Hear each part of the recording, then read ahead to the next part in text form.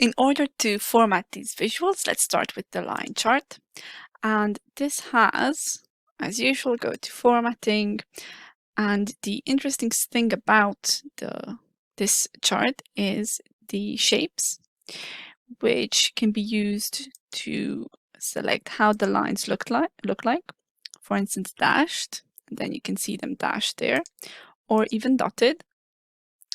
And you can also add markers and amend the marker shape. Now, another interesting thing is that you can customize the series, so you can only amend one line at a time.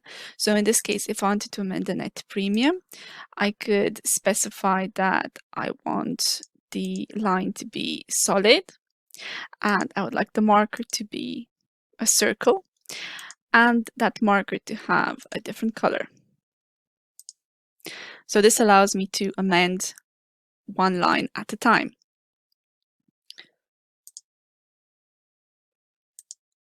When it comes to the funnel, again, we go to Format, and what we can do is we can choose to have the conversion rate label on or off, which basically shows how much of the total percentage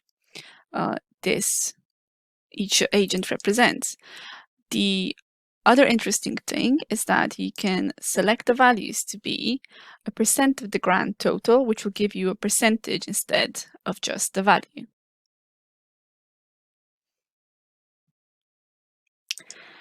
For the tree map, again, we go to formatting, and an interesting thing we can do here is we can go to advanced controls, and we can select a different